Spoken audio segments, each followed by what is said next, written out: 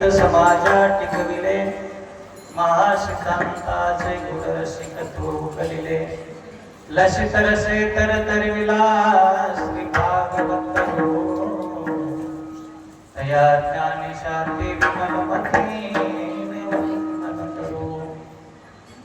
नमो सद्गुरु तुकया ज्ञानदीपा, नमो सद्गुरु सच्चिदानंद रूपा, नमो सद्गुरु भक्त कल्याण मूर्ती, नमो सद्गुरु भास्करा पूर्ण कीर्ति।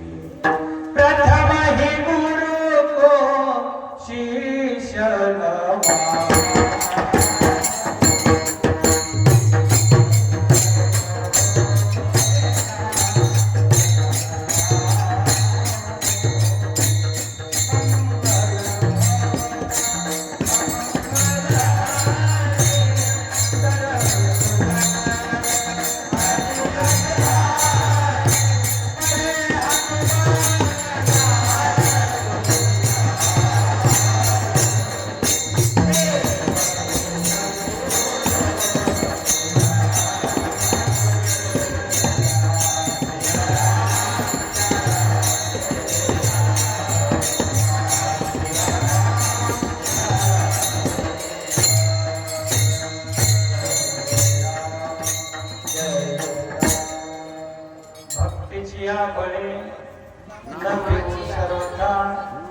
कळिकाच्या माथास होते मारू, वैकुंठीचा देव अनुया कीर्तनी, विठ्ठल गाऊन नाचुनी। कीर्तन रूपी सेवेकरता निवडलेला महान संत, महान वैष्णव श्रीमंत श्री सावतोबा महाराज, सावतोबा महाराजांचा 4 चरणाचा अभंग, या अभंगाच्या माध्यमातून श्री संत सावता महाराज आपल्याला सांगतात नामाची शक्ती काय, प्रथम चरणात त्याचं प्रतिपादन करतायत। आणि नामधारक जो कोणी आहे, नामधारक केल्यानंतर त्या नामधारकामध्ये काळावर विजय मिळवण्याची ताकद निर्माण होते, अभंगाच्या प्रथम चरणात सांगितलं। द्वितीय चरणामध्ये सांगतायत सतत भगवंताचं नामस्मरण करणं अर्थात कीर्तन करणं। आणि या कीर्तनामध्ये आम्ही काय करणार आहोत, वैकुंठीचा देव अनुया कीर्तनी, वैकुंठ नायक परमात्मा आम्ही कीर्तनाच्या ठिकाणी आणणार आहोत। विठ्ठल गावणी नाचुरंगी, त्या भगवान परमात्म्याचं नामस्मरण आम्ही गायन करू आणि नाम घेत घेत घेत नाचत नाचत त्या रंगामध्ये आम्ही रंगवून जाऊ। ही प्रतिज्ञा द्वितीय चरणाच्या ठिकाणी केली। तृतीय चरणामध्ये सांगतात सुखाचे सोहळे आम्ही करणार आहोत आणि दिवाळी साजरी करणार आहोत। दिवाळी म्हणजे काय, सुख सोहळे म्हणजे काय, आणि प्रेमानं भगवान परमात्म्याला आम्ही चित्तामध्ये धारण करणार आहोत। शेवटी सावतोबाने आम्हाला एक मार्ग सांगितलं, भक्तिपंथ। आणि भक्तिपंथ सांगत असताना सावता महाराज म्हणतात सावता म्हणे ऐसा भक्ती मार्ग धरा, तेने भक्त द्वार ओळंगती, वैकुंठीचा देव अनुया कीर्तनी, वैकुंठाचा परमात्मा आम्ही कीर्तनाच्या ठिकाणी आलो। विठ्ठल गाऊनी नाचुरंगी, प्रस्तुत अभंगाचा भाव शब्दशः आपल्या समोर मांडला। भगवान परमात्म्याचे प्रेम बांधणारी नामदेव आहे आणि कर्म मार्गावर आरूढ होऊन सर्व जगाला मार्ग दाखवण्यासाठी आपली हयात खर्च करणारे संत सावतोबा, या 2 महात्म्याच्या महापुरुषांच्या समाधीचा उत्सव वर्ष आहे 776 वर्ष समाधी संजीवन सोहळ्याच एक त्या आमच्या नामदेवरायाचा समाधी सोहळा नसून नामदेवरायाच्या कुटुंबामधल्या ज्या व्यक्ती आहेत त्यांचा सुद्धा समाधी सोहळा आहे, सावतोबा महाराजांचा समाधी सोहळा आहे. या अनुषंगानं तुम्हा समस्त बाबुळगावकर मंडळीच्या दर्शनाचा सुयोग विठाला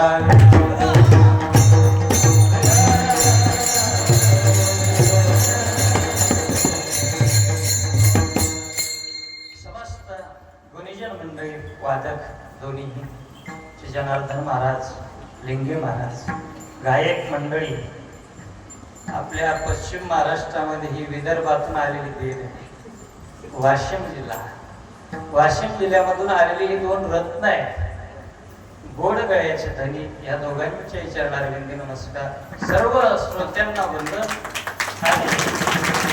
संत सावतोबारायांच्या चरित अभंगावर भगवान सावतोबा, भगवान पंढरीनाथ जशी बुद्धी देतील तशा प्रकारे विवेचन विठाला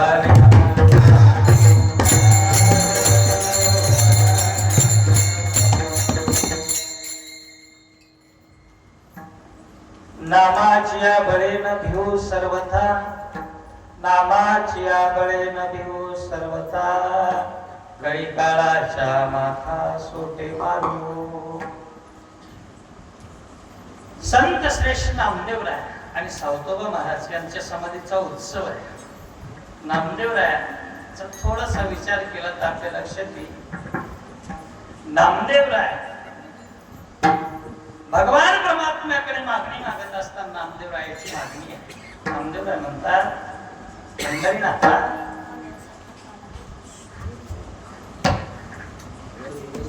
तुझ्याकडे माझं मागणं एकच आहे, हेच देवा पय मागत, चरण सेवा अखंडित,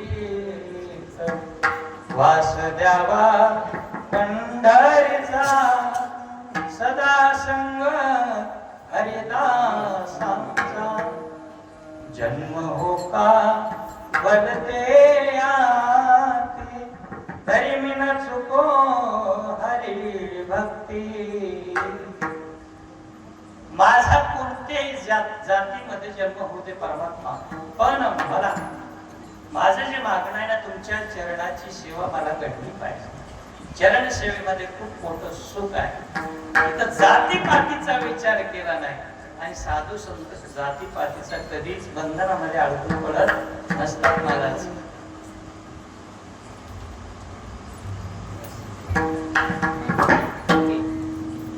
नामदेवराय त्यांच्याही पलीकडे जातात आणि म्हणतात भगवंताला, भगवान, या पंढरी क्षेत्राच्या ठिकाणी एवढं माझं मन गुंतलेलं आहे की मला वाटतं पंढरी सोडून दुसरीकडे कुठे जाऊच नाही.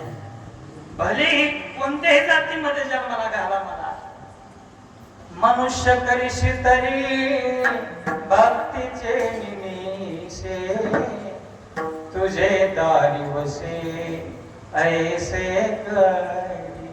भगवान, मला जर मनुष्यच करायचं असेल तर असं करा की मी तुमच्या दारामध्ये बसलो पाहिजे. देवाची द्वारी उभाक्षणवरी, देणे मुक्तिचारी साधिल्या.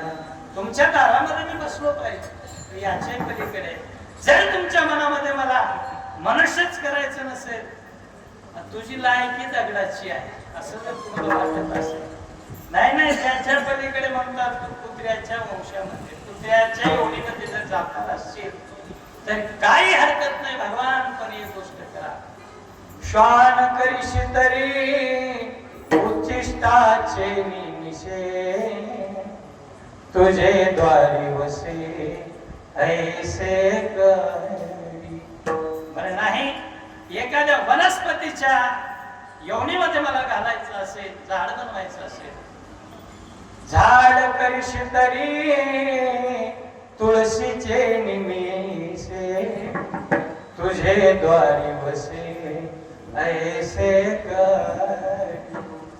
झाड आणि वृक्षामध्ये काही फरक आहे का? दोन्ही शब्द सारखेच आहेत की समानार्थीच आहेत. पण त्यावेळेला नामदेवराय म्हणतात भगवंताकडे, वृक्ष मनुष्य करीश तरी मंडप में खाचे निमिषे तुझे द्वारी वसे ऐसे करी. देवा याचे पलीकडे जाऊन सांगू, जर मला पाणी बनवायचं असेल तर बस मला पाणी बनवा हरकत नाही. उदक करीश तरी सळियाचे निमिषे तुझे द्वारी वसे ऐसे करी. तुझ्याच दारात सण्याच्या रूपामध्ये मी पडलो पाहिजे. पाणी बनवलं तरी हरकत नाही, पण पाणी कुठलं बनावं? तुझ्या दारातलं पाणी बनवलं पाहिजे. तेव्हा त्याच्या पलीकडे जाऊन म्हणतात दगड हो चालेल. पाषाण करीस तरी रंग शिळेचे निमिषे तुझे द्वारी वसे ऐसे करी. तुझ्याच दारामधला मी दगड बनलो पाहिजे देवा. बरोबर. याच्याही पलीकडे नामदेवराय भगवंताकडे मागणी मागत असताना म्हणतात मनुष्य करीस तरी कीर्तनाचे निमिषे तुझे द्वारी वसे ऐसे करी. तुझ्या दारामध्ये मी राहिलो पाहिजे, तुझी भक्ती केली पाहिजे, एवढं मला द्या. म्हणजे जातीपातीची कुठलीही बंधनं न ठेवता नामदेवरायाचं मागणं आहे. जातीपातीमध्ये न अडकवता मला फक्त तुमच्या दारात भक्ती करता आली पाहिजे. भक्तीचं मागणं. चला ज्ञानोबा म्हणतात भक्ती केली तर नाही का जमत. ज्याच्या जीवनामध्ये भक्ती नाही, भक्ती विना पशु कशाशी वागला.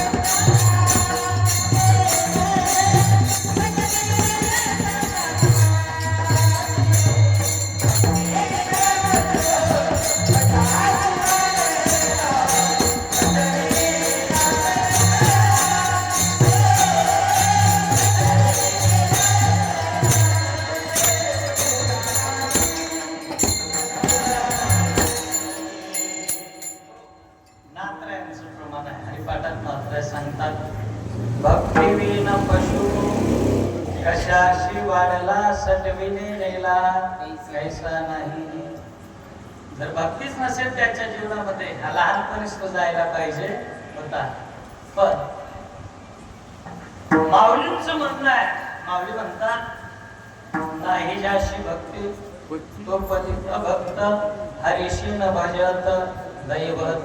कारण त्या कपाळाचा आहे ज्याला माझी भक्ती त्या ठिकाणी करता येत नाही. भक्ती येण्याचं जीवन कसं आहे? माझी भक्तीनं जळोदयाचे जियाले कोण आगा पृथ्वीवरी पाशा नसती काही. काय दगडाला कमी आहे पृथ्वीवर? या पृथ्वीतलाच्या ठिकाणी असंख्य दगड आहेत. दगडाची कमतरताच नाही. त्याच्यामध्ये आणखीन एका दगडाची भरती झाली का?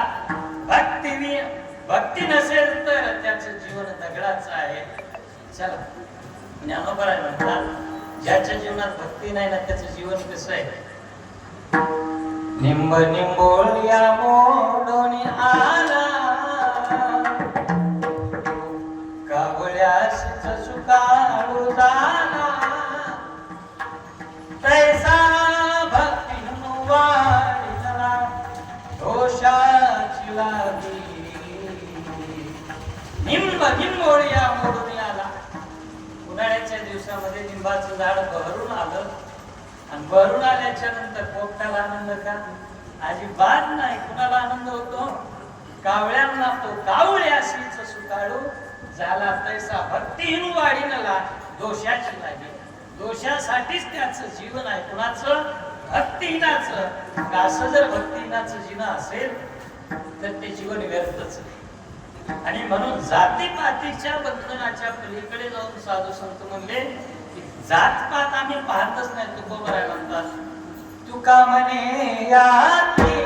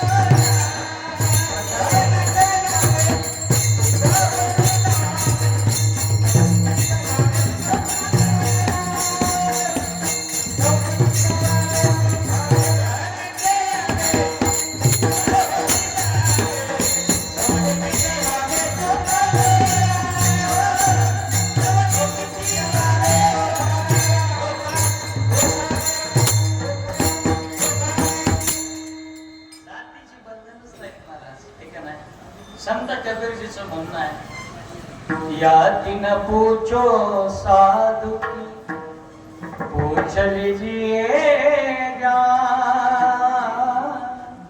मोल करो तलवार का बड़ा रहन दो ज्ञान रे भैया, बड़ा रहन दो. मोलच करायचं असेल तर त्या तलवारीचं करा. तलवारीच्या वरच्या ज्ञानाचं काय करायचं? काही गरज नाही. म्हणून जातीला महत्व न देता साधू संतांनी फक्त भक्ती नावाचं तत्व पाहिलं. पण असं असताना सुद्धा जातीला संप्रदायामध्ये महत्व नसताना सुद्धा जातीचा स्वाभिमान सोडला का नाही. ज्यांचा अभंग आहे ते ठामपणे म्हणतात काय, आमची जात कोणती आहे महाराज?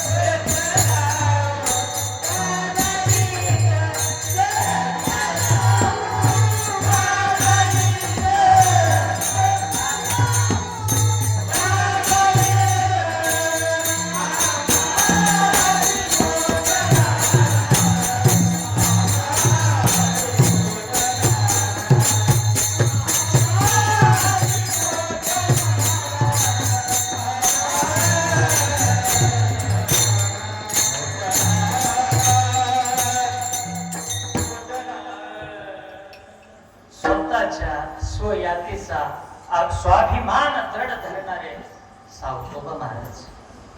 आमुची माळ्याची जात शेतलाऊ बागायत, जातीचा स्वाभिमान प्रकट करून सांगतात. आणि माळी जातीमध्ये कुलोत्पन्न आहोत आणि आम्ही या शेती रूपातून भक्ती तत्व घेऊन हे भक्ती तत्व सांगत असताना सावतोबा महाराजांनी सांगितलं, मी जे केलंय तेच तुम्हाला सांगणार आहे. संतांचं एक तत्व असतं, आपण जेवोनी जेवविलो संतर्पण करी.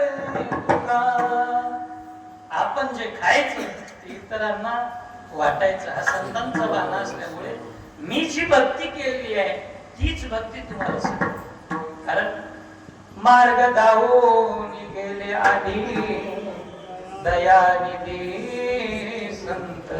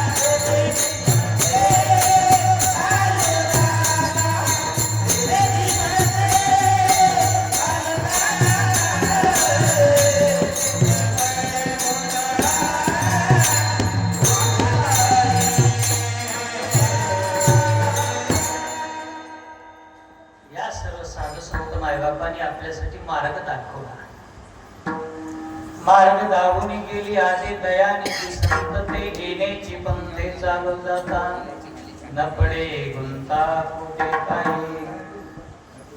मार्ग तर अनेक आहेत महाराज. येथून जर आपण मंदिराच्या बाहेर पडलो तर अनेक रस्ते आपल्याला दिसतात, नाही का नाही? नंबर आहे सांगतात उगवलिया गभस्ती अशेष ही मार्ग दिसती. सूर्य उगवला की रजनी संपल्याच्या नंतर पांतस्ताला अनेक मार्ग दिसायला लागतात. पण ते सगळ्याच मार्गाने चालायचे का? नाही. सांगे मग काय चालेल ती सगळेच काय मार्ग चालायचे नाही. तेथुनही मार्गाने जायचं का? नाही. मग कोणत्या मार्गाने जावं? तर भक्ती मार्गाने जावं आणि ते भक्ती मार्गाने जायचं. या भक्ती मार्गाने मार्गक्रमण केल्याच्या नंतर ते आपल्याला भक्तीच्या द्वारापर्यंत नेऊन पोहोचतंय अभंगाच्या शेवटच्या चरणात.